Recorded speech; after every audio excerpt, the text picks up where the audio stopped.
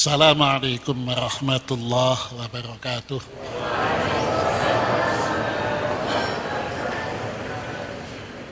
Selamat sejahtera bagi rekan-rekan dari agama-agama lain yang hari ini ikut mengayu bagio acara ini. Terima kasih. Alhamdulillah. Nahmadukallah ala ni'amika zahiratan wa batinah. Wa nusalli wa nusallimu ala rasulika wa nabiyyika sayyidina Muhammad al-mausufi bisidqi wal amanati wat tablighi wal fatanah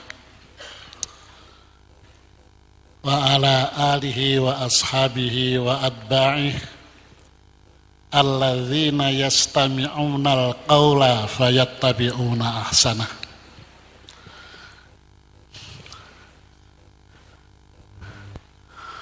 Ashabul fadilah, Romo Yai Saleh yang saya hormati, saudara rektor, pembantu-pembantu rektor, dekan, dosen, para mahasiswa dan undangan yang saya hormati. Saya ini tadi berangkat dari rumah itu merasa menjadi tamu. Karena undangannya tidak ada tulisan apa-apa.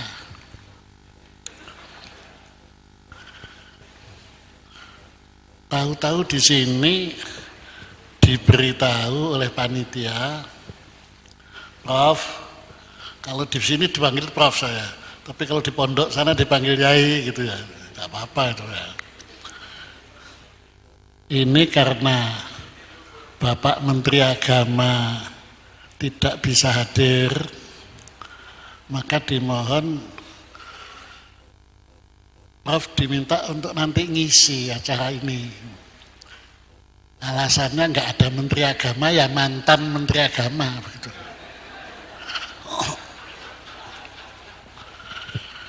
Nah gini, ini dalam dunia pesantren bukan menjadi masalah besar, didadak begini ini nggak jadi masalah besar. Sebab apa? Tahu ada dalil yang mengatakan yassiru wala tu'assiru. Buat gampang-gampang saja, nggak perlu sulit-sulit gitu. Jadi saya sanggupi ya insya Allah nanti. Soalnya apa? Sudah kadung sampai di sini masa akan pulang, ya nggak mungkin. Ya.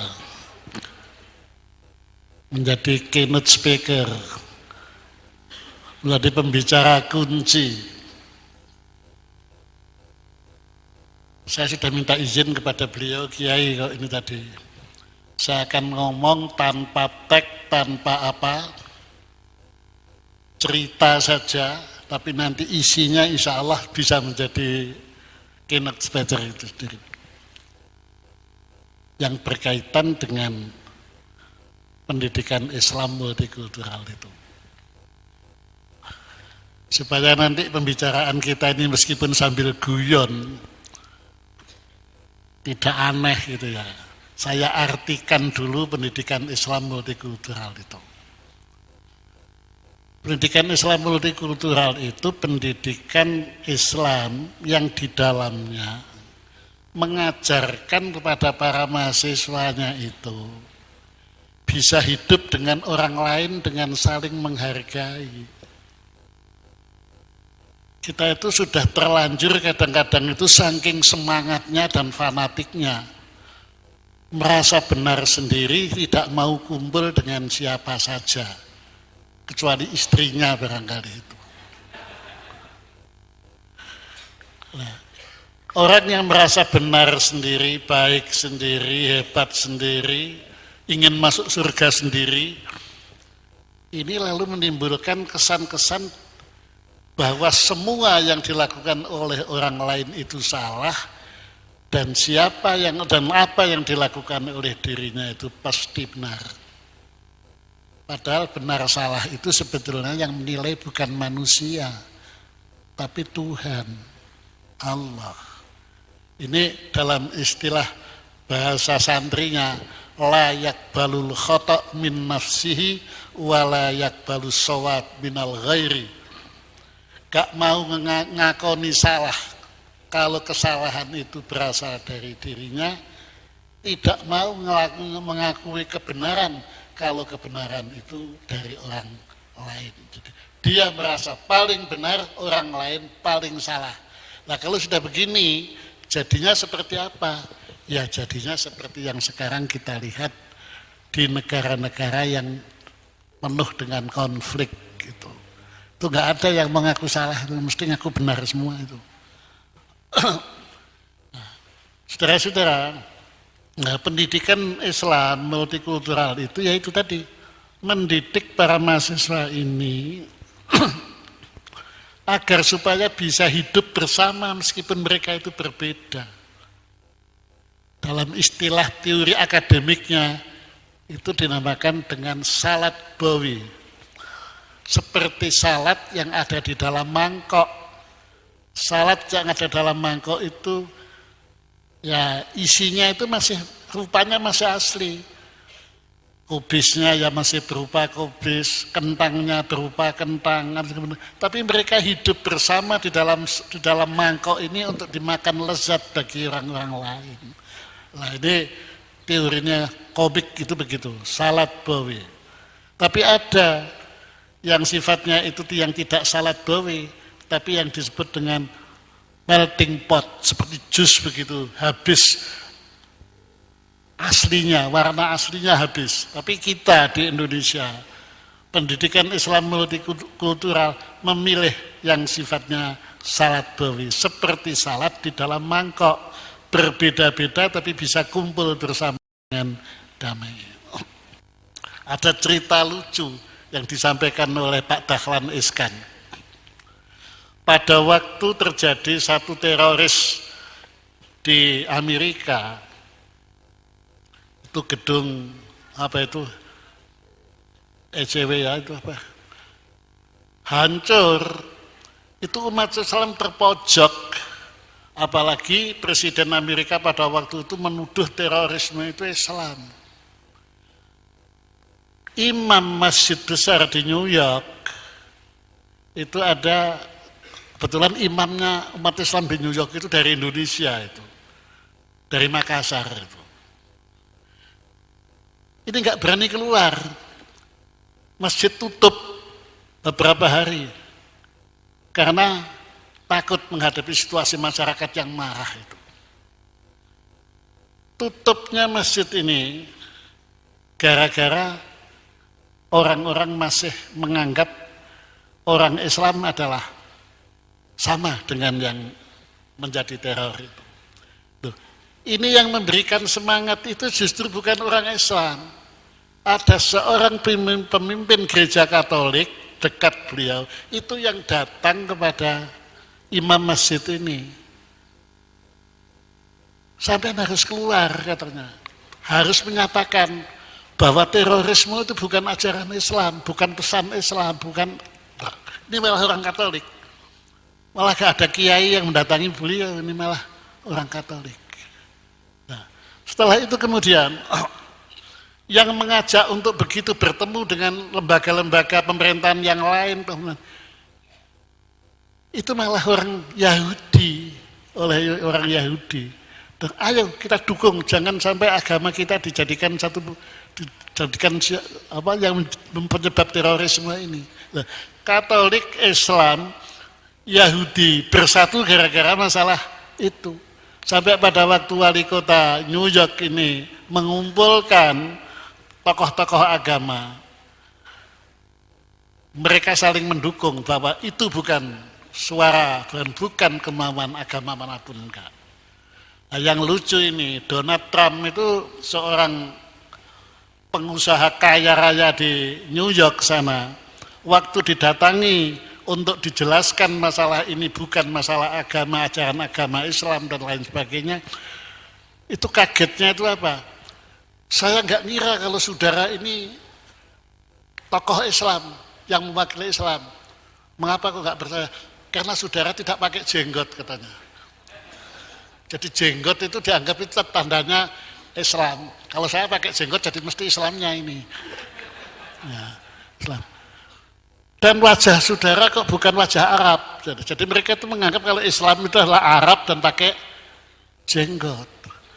Nah, setelah dijelaskan bahwa ini tidak, akhirnya suasana menjadi tambah hari tambah reda. Nah, ini artinya kadang-kadang orang itu karena tidak mengerti, karena tidak tahu, akhirnya malah menjadi benci. Terus sampai nanti tanya kepada Pak Yai Said itu, di dalam Islam itu ada pepatah begini, al-insan adu ma jahilu. Manusia itu musuhnya sesuatu yang tidak dia ketahui. Karena itu orang yang tidak tahu segala-galanya itu biasanya itu takut kepada segala-galanya. Nah, kalau orang itu tahu pada hal-hal yang memang harus diketahui, itu insya Allah tidak menjadi penakut. Saudara-saudara, ini sudah apa belum? Ini keynote speaker kan sedikit aja kan cukup itu.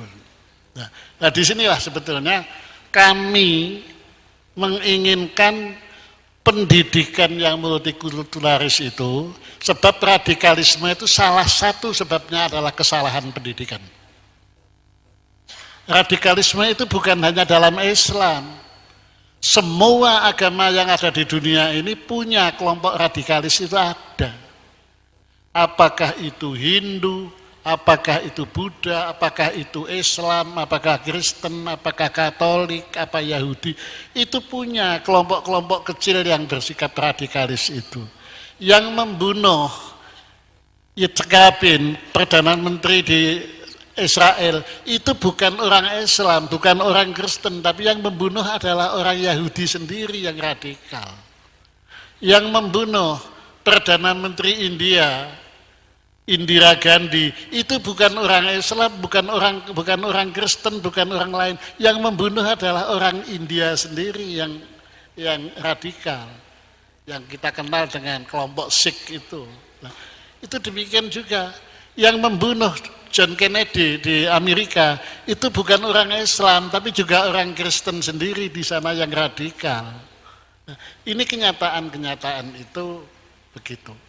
Oleh sebab itu, mengapa kami, ini insya Allah juga disetujui oleh Pak Yai Said, Ketua Umum PBNU itu, kami memilih pendidikan yang lebih analisis ini dengan pendidikan Islam multikultural. Agar supaya kita di dalam berbangsa Indonesia ini, karena merupakan berbagai macam suku, berbagai macam bahasa, berbagai macam budaya, berbagai macam agama.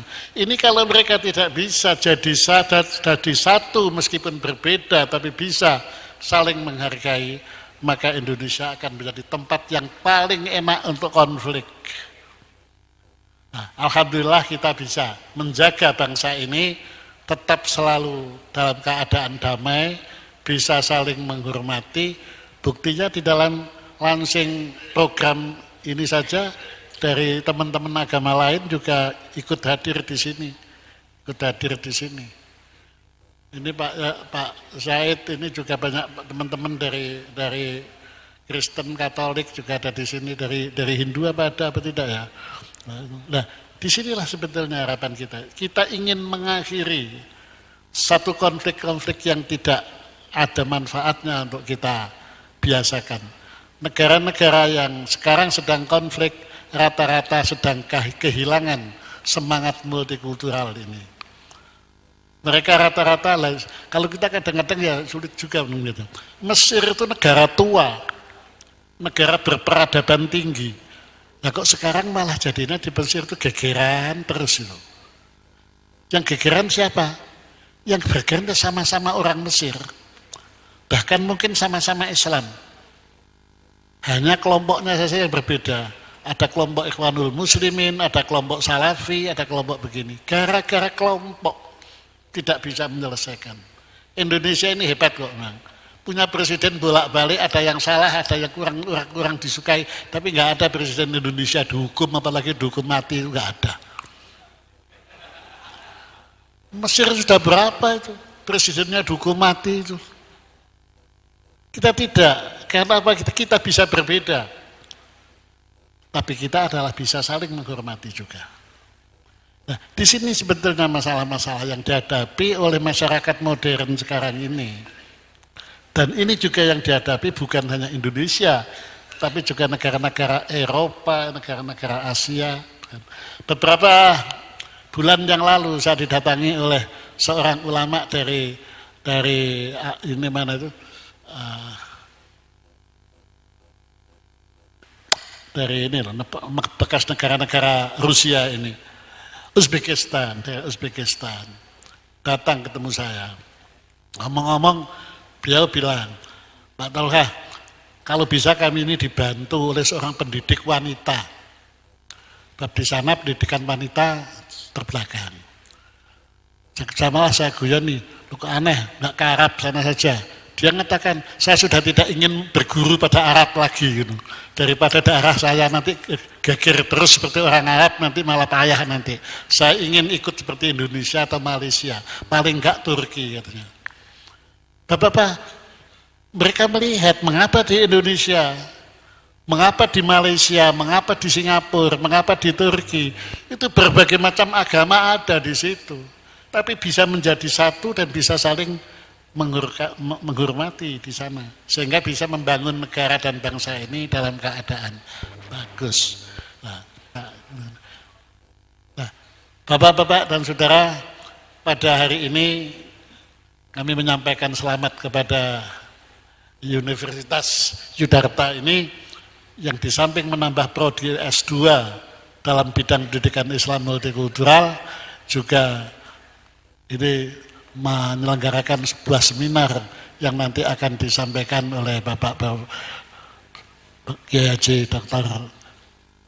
Said Agil Sirot MA, Ketua Umum PBNU yang saya hormati. Ini yang bisa saya sampaikan. Sekian, terima kasih. Assalamualaikum warahmatullahi wabarakatuh. Assalamualaikum warahmatullahi wabarakatuh. Salam sejahtera untuk kita semua. Bismillahirrahmanirrahim. Alhamdulillahirabbil alamin. Wassalatu wassalamu ala asyrofil mursalin sayyidina wa maulana Muhammadin amma ba'du. Dumateng panjenenganipun Kiai Tolha Hasan, Kiai Said, saha dumateng para rama, para pendeta, saha pejabat sedaya saking kanca-kanca saking rektor, dikti ingkang kawula hormati, para undangan sedaya. Sarana singkat mesti panjenengan tanggel. Mengapa sih Yudharta ini kok ambil judul tema Islam Nusantara? Ini kan ada asbabul nuzulnya. Cara lari-lari ngaos pondok asbabul nuzul, asal usul permasalahan. Jatuh saya ngoten wau sampun diaturaken kathah kali panjenenganipun Kiai Tolha, mung kali rektor bahasa kula beda malih. Niku ngoten ya, bahasa beda malih. Asal usule melihat Indonesia ini kan dijajah ideologi. Lah niku asal-asale niku.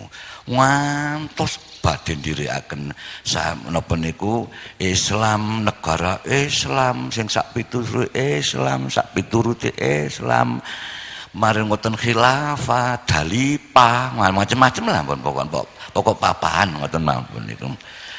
Masyaallah niki ngantos badhe ureh-ureh tatanan negara Pancasila niki lho.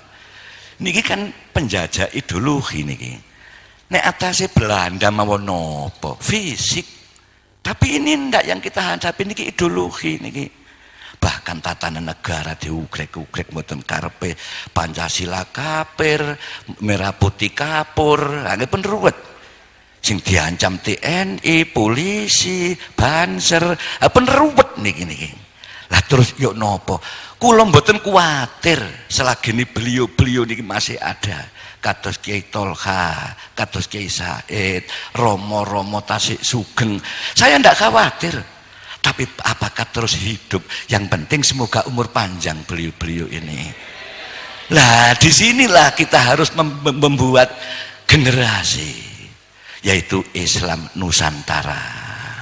Nanti inilah generasi kita semua untuk meluruskan dan untuk turba meneruskan beliau-beliau ini. Lah, Yai Tolha sudah hampir 80, Kiai Said sudah 63, saya masih 27 kurang lebih. Ya apa? Saya tidak khawatir kalau beliau-beliau masih sugeng, masih ada Indonesia, tidak khawatir. Ini kalau sudah ada gimana? Sampai ada teroris pun Allah Akbar, brok, Allah Akbar, jelenggur. Tapi pondok pesantren yang kena tuduh teroris, pondok pesantren sarang teroris. Bagi pengasuh pondok seperti kami, makan tidak enak, tidur tidak enak. Keluar rumah, pergi ke sana kemari selalu dicurigai. Tamu-tamu datang, Pak Yai Soleh ndak bikin bom. Maaf, saya tanya, Anda Muslim ndak? Muslim. Datang lagi, ndak ngajari bom Pak Yai? Ndak. Sampean Muslim? Muslim. Masya Allah, saudara kami dari pendeta, Bari Romo, Kristen, Hindu, tidak ada yang tanya bom satu pun, tidak ada. Ini kebanggaan kami pada Romo. Kok malah Muslim sing ngarani ini kan ngipun rupet niki niki. Kula niki denger ngeten niki. Lho niki nek diterusen dados napa ngeten niki. Nggih nek tasik sugeng kados Kiai Said, Kiai Tolha sak piturute Romo tasik sugeng, kalau sudah tidak ada siapa penerus, maka Yudarta terpanggil untuk membuat generasi Islam Nusantara. Nusantara Islam marojeknya ke Wali Songo, atau itu terlalu jauh, yang dekat ke Mbah Hasyim Asy'ari, Mbah Wahab Hizbullah dan lain sebagainya.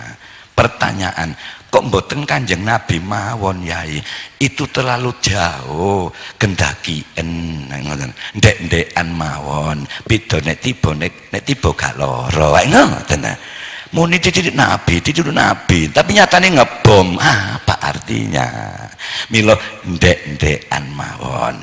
Wali Songo terhadap orang Yahudi Kristen bagaimana, Hindu bagaimana, Buddha bagaimana, itulah marojeknya atau referensinya. Bahasa Torikoh robitohnya ke sana. Mbah Hasyim Asy'ari, Mbah Wahab, bagaimana Islam terhadap Pancasila, NKRI dan sebagainya. Maaf kami pinjem bahasanya Yai Said, bukan Indonesia tanpa Kristen, bukan Indonesia tanpa Hindu, bukan Indonesia tanpa Konghucu, bukan Indonesia tanpa gereja, bukan Indonesia tanpa Adam. Islam. Sekian, wassalamualaikum warahmatullahi wabarakatuh.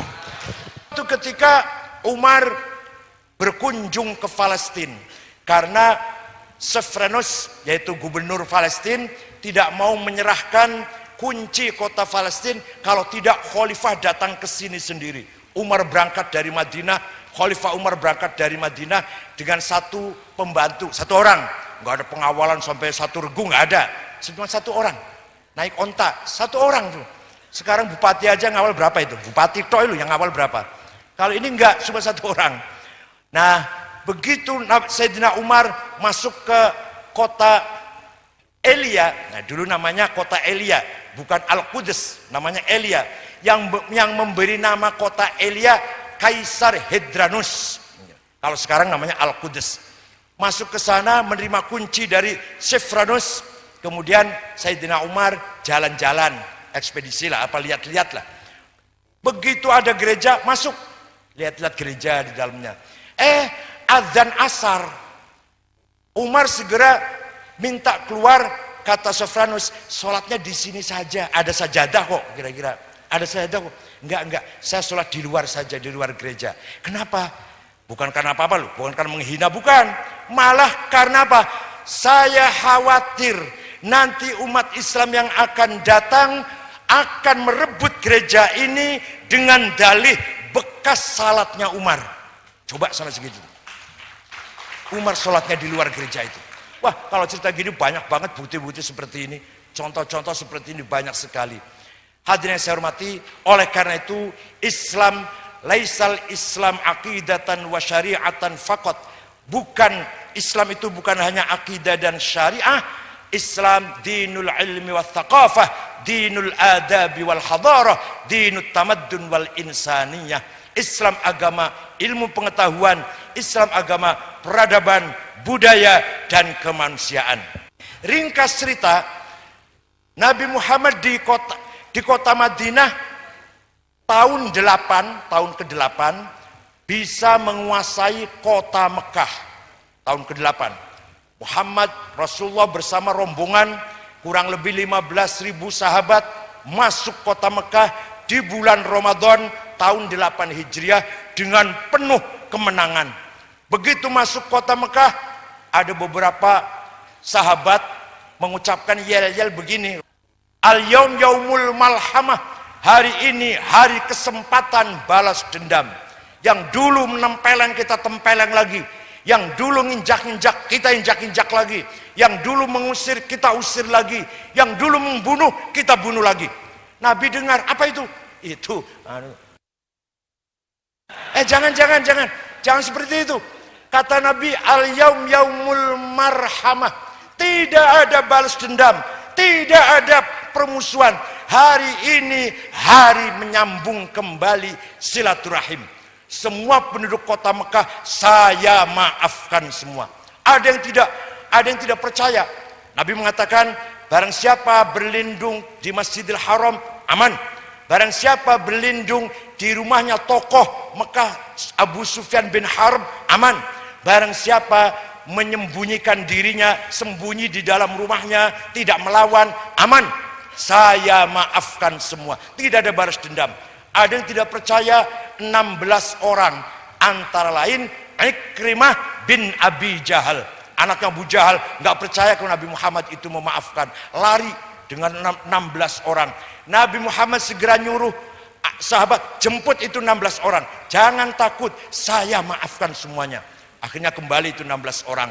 Ya, turunlah ayat Quran, fabima rahmatim minallahi lintalahum walau kunta faddan ghalidhal qalbi lang faddu min hawlik fa'fu anhum wastaghfir lahum wasyawirhum fil amr fa idza azamta fatawakkal 'ala Allah innallaha yuhibbul mutawakkilin. Muhammad, karena perangaimu yang santun, karena akhlakmu yang mulia, mereka berbondong-bondong masuk Islam. Orang Mekah semua masuk Islam dengan mengatakan bi abi wa ummi antal karim ibnil karim ibnil karim. Demi ayah ibuku, demi ayahku dan ibuku, engkau Muhammad orang mulia, putra dari seorang ayah yang mulia, cucu dari seorang kakek yang mulia. Semua masuk Islam karena Nabi Muhammad ramah, santun, pendekatannya budaya, akhlakul karimah, persis seperti yang dilakukan oleh para wali, para ulama, terutama Nahdlatul Ulama terutama. Ya kalau yang keras ya Bu, ya ada, NU yang keras ya ada, 1-2 lah, 2, ya 15-20 orang lah udah keras. Ya, fa'fu anhum, maafkan mereka Muhammad. Penduduk kota Mekah yang dulu memusuhi kamu, maafkan. Bukan hanya maafkan, wastaghfir lahum, mintakan ampun kepada Tuhan untuk mereka Muhammad. Bukan hanya itu, yang ketiga, wasyawirhum fil amr. Sekarang mereka sudah menganggap engkau pemimpin, sudah merasa mengakui engkau pemimpin. Ajaklah mereka bermusyawarah, tukar pikir.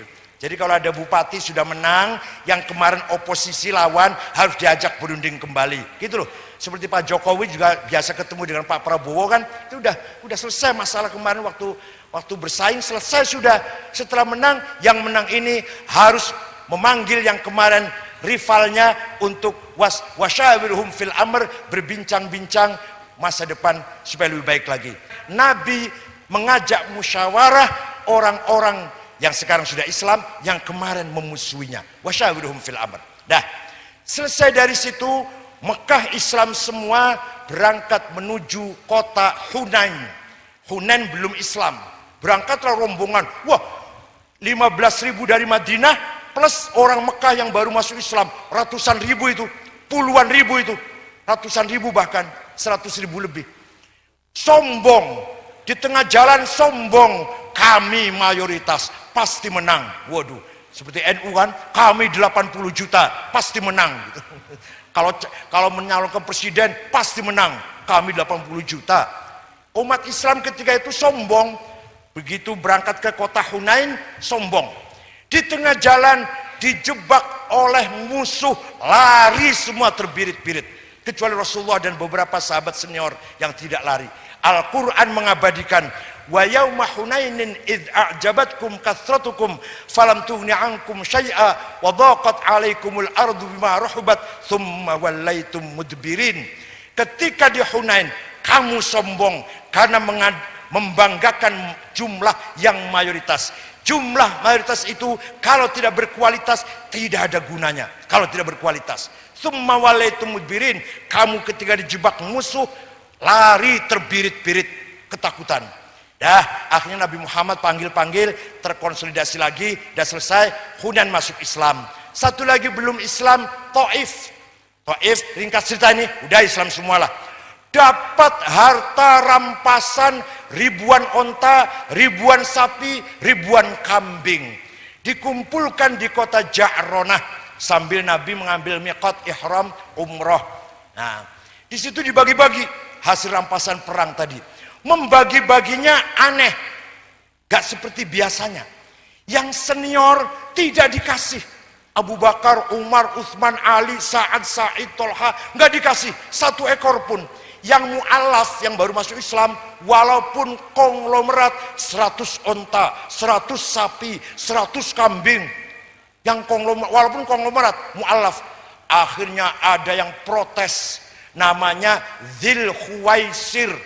Orangnya tinggi kurus, kepalanya botak, tidak ada rambutnya, jenggotnya panjang, gamisnya setengah kaki, jidatnya hitam. Persis lah udahlah. Maju ke depan sambil mengatakan, "I'dil ya Muhammad." Bagi-bagi yang adil dong, yang becus bagi-bagi. Jangan semaumu sendiri. Nabi jawab, "Waihak, cilakalah kamu. Yang saya kerjakan ini perintah Allah, bukan kemauan saya." Orang ini pergi, Nabi bersabda, ini informasi dini A1, ini kalau intel itu bahasa gitu. Saya khruju min di hadzal rajul qaumun yatluna al-Qur'an wa la yujawizu halaqimahum hum syarrul khalqi wal khaliqah lastu minhum wa laysu minna. Saudara-saudara, kata Nabi Muhammad, para sahabat, lihat, nanti akan muncul dari umatku, umat Islam, orang seperti ini nih. Apa? Mereka hafal Quran tapi tidak paham, tidak melewati tenggorokannya. Mereka syarrul khalqi wal khaliqah, sejelek-jeleknya manusia, bahkan lebih jelek daripada bahaim binatang. Lastu minhum, saya tidak mengakui mereka, mereka bukan golongan saya. Prediksi Nabi Muhammad ini bukti. Tahun 40 Hijriah, dunia Islam digemparkan dengan kejadian yang luar biasa. Apa itu? Khalifah Amirul Mukminin Sayyidina Ali bin Abi Thalib dibunuh ketika sedang akan keluar jam 4:30 lah, jam 4 lah, akan ngimami sholat subuh.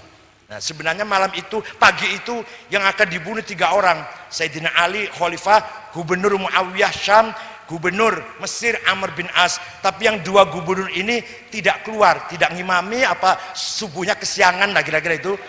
Itu selamat gak terbunuh. Yang keluar jam 4 itu terbunuh. Jadi hati-hati kalau sholat subuh loh. Yang sholat subuh itu yang terbunuh itu nanti. Sayyidina Ali keluar, ditusuk dari belakang, wafatlah, syahidlah Sayyidina Ali. Yang membunuh Sayyidina Ali itu bukan orang Kristen, bukan orang Yahudi, tadi Pak Tolha, bukan orang non-Muslim, namanya Abdurrahman bin Muljam At-Tamimi. Jangan lupa At-Tamimi. Muhammad bin Abdul Wahab, pendiri madhab Wahabi, itu juga At-Tamimi. Pembunuh Sayyidina Ali At-Tamimi. Jadi kalau ada Arab gendeng di Pasuruan, Tamimi nggak heran lah. Sayyidina Ali terbunuh. Yang bunuh orang Islam, namanya Abdurrahman bin Muljam. Orangnya seperti apa itu?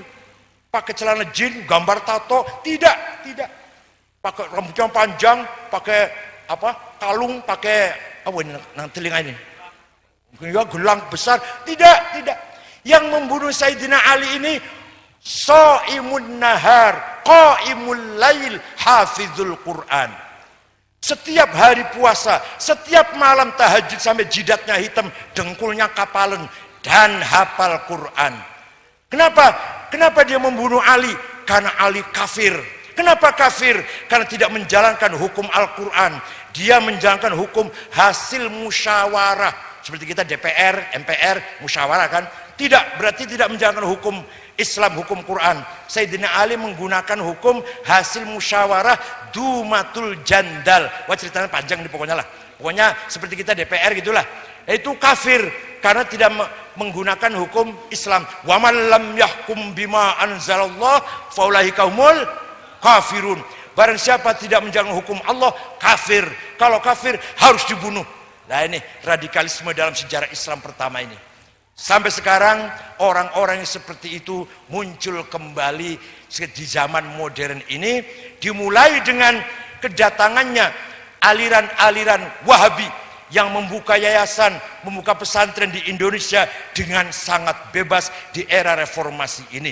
Yayasan-yayasan ini bukan mengajarkan teroris, padahal bukan mengajarkan teror, tidak mentolerir tindakan teror, tapi ajarannya ekstrim.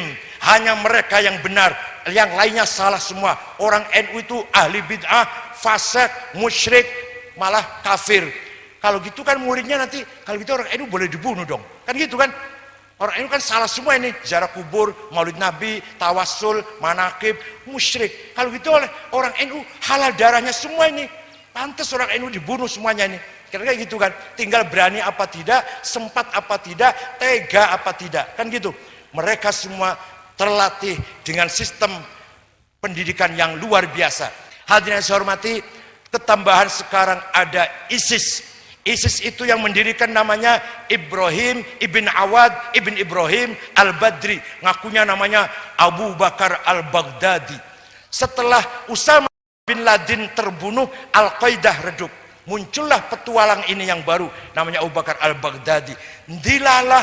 Dilalah menang dalam merebut kota Mosul, kota Ramadi, dan lain-lain kota di Irak. Di situ tempatnya kilang minyak, di situ tempatnya sumber kekayaan. Minyak dikuasain, bank dirampok, uangnya triliunan. Sampai bisa membeli senjata yang canggih-canggih. Kemudian merembet ke Suriah, juga menguasai sumber minyak juga. Sekarang ISIS masih menjadi problem dunia internasional. Wallahi,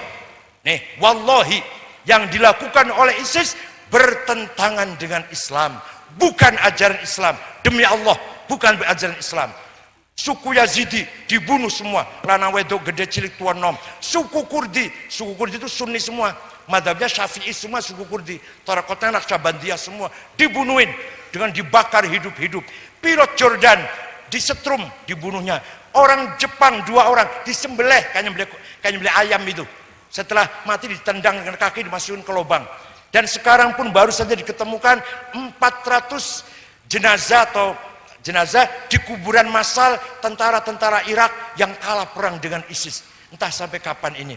Alhamdulillah di Indonesia aman. Kenapa? Berkat ada Nahdlatul Ulama. Ini tenanan nih, tenan nih. Kenapa? Yai Hashim Asy'ari jauh sebelum tenan nih, dikira saya ngomong kosong apa? Yai Hashim Asy'ari pendiri NU jauh sebelum ada negara Republik Indonesia, jauh sebelum dideklarasikannya NU tahun 26, Yai Hashim Asy'ari sudah punya visi misi pandangan ke depan apa? Islam harus diperkuat dengan nasionalis. Islam, kalau hanya Islam saja belum tentu bisa menyatukan umat. Harus diperkuat dengan ruhul wataniyah, semangat nasionalis. Nasionalis harus diberi ruh, spirit dengan Islam. Nasionalis saja kering, liberal, abangan, garingan nanti kalau enggak diberi nilai-nilai Islam. Maka dua ini harus disinergikan. Betul, sekarang baru kita rasakan apa yang Kiai Hashim Asy'ari dulu semangat, cita-cita Hashim Asy'ari itu. Islam belum tentu bisa menyatukan umat kalau tidak ada semangat nasionalis. Contoh Afghanistan, 100% penduduknya Muslim, 99% madhabnya Hanafi, Sunni, tarekatnya Naqsyabandiyah, perang terus. Kenapa? Tidak punya semangat, komitmen, ingin menyelamatkan keutuhan negerinya. Somali, Afrika Timur, 100% Muslim. Madhabnya kalau nggak Maliki, Syafi'i, tarekatnya Syadziliyah atau Samaniyah. Perang terus sampai berantakan negara Somali. Bodolan marinirnya menjadi perampok penyamun di tengah laut. Itu bodolan marinir negara Somali itu. Apa itu? Kenapa sama Islam kok perang? Karena tidak punya semangat, komitmen, ingin menyelamatkan tanah airnya. Irak, tiap hari bom meledak, sesama Irak saling membunuh. Sudah 800.000 nyawa menghilang di Irak dihitung semenjak Saddam Hussein dieksekusi tahun 2006. Sampai sekarang sudah 800.000 orang mati. Islam semua, Irak semua. Di Suriah sudah 4 tahun konflik. 200.000 lebih sudah Muslim semua, Arab semua. Padahal ulamanya alim-alim. Syekh Wahbah Zukhaili masih hidup orangnya di Damaskus itu. Karangan tafsirnya 17 jilid, karangan fikihnya 8 jilid dan lain-lain. Tapi nggak bisa berbuat apa-apa. Di Indonesia, Rois Syuriah MWC, ya bukan Pasuruan sih, MWC yang lain lah. Kalau doa kebalik-balik, azillatan alal mu'minin, a'izzatan alal kafirin. Gitu ya, pendengarnya itu amin, ya Allah. Ya. Ada lagi yang doa lagi, ya Ghani, ya Hamid, ya Mubdi, ya Mu'id, ya Rahim, ya Dud, aghnina biharamikan halalik. Wes, itu Rois Syuriah Cirebon, MWC Cirebon. Tapi segitu Rois Syuriahnya kualitasnya rendah, masih didengar oleh warga NU. Kalau kata kiainya, jangan, mereka akan berhenti semua. Stop, jangan bertengkar, akan berhenti semua. Contoh di Sampang, NU dan Syiah konflik. Berapa orang Syiah korbannya itu? Rumahnya saja 60 yang dibakar. Tapi hanya di situ saja, nggak merembet ke kecamatan lain. Apa itu kecamatan apa namanya? Kecamatan apa namanya? Di Sampang tuh? Nggak sampai ke kecamatan lain dan cepat bisa diatasi. Di Puger, di Jember, NU dan Syiah konflik. Kali ini yang mati orang NU, rupanya lupa nggak pakai baju, nggak pakai batu akik yang anti bacok rupanya. Yang mati orang NU itu.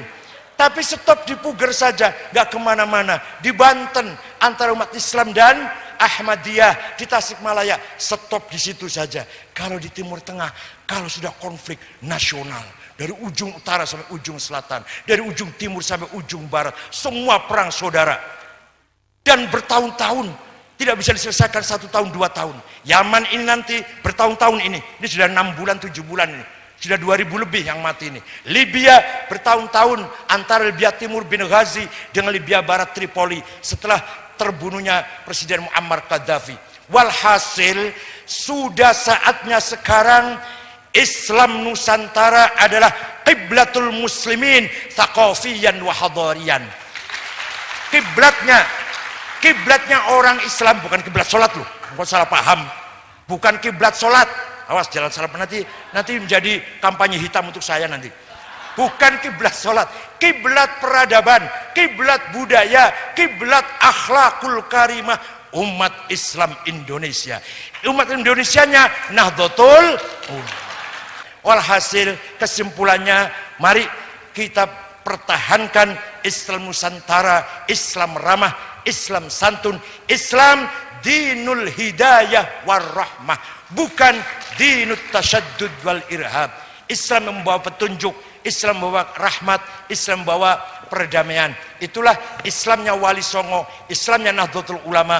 Mari kita teruskan prinsip ini dengan lahirnya Pasca Sarjana Yudarta. Ini akan mencetak kader-kader yang akan mempertahankan Islam Nusantara. Mudah-mudahan Yudarta selalu mendapatkan kekuatan dari Allah, taufik lahir batin, terutama kiainya Kiai Soleh, mudah-mudahan tawilal umur, panjang umur, fi sihatin daimah, sehat walafiat, karena masih kita butuhkan untuk kelanjutan perjuangan Nahdlatul Ulama di daerah Pasuruan dan sekitarnya. Syukran wa dumtum, wallahu fiqh lakum thoriq, wassalamualaikum warahmatullahi wabarakatuh.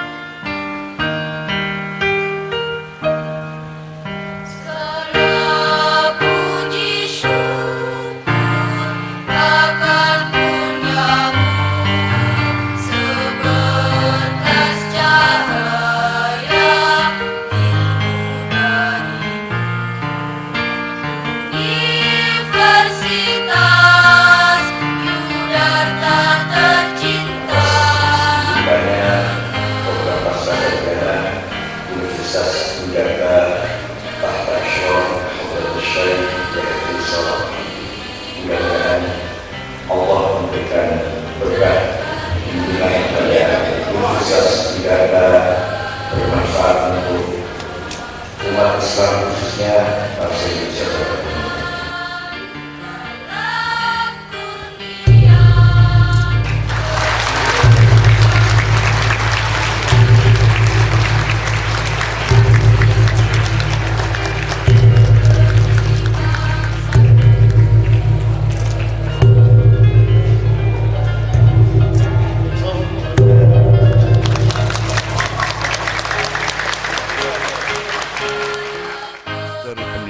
Agama Islam Multikultural di Universitas Yudharta. Semoga alumni dari universitas ini berguna dalam kehidupan bermasyarakat dan khususnya dapat berguna dalam dunia usaha.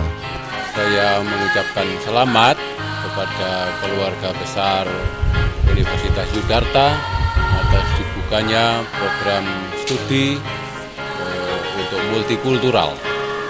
Semoga kiranya Tuhan memberkati niat baik dan mulia ini, dan dari sinilah, dari Yudharta, dari Pasuruan, kita akan berbagi banyak berkah, hidup berdamai dengan siapapun dan bersama semua warga bangsa yang mencintai umat yang dikasihi oleh Tuhan satu dengan yang lain.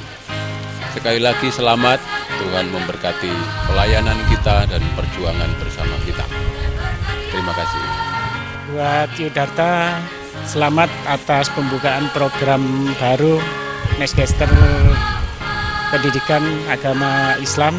Semoga tambah jaya dan untuk para alumni bisa bermanfaat untuk masyarakat, terutama dunia akhirat. Terima kasih.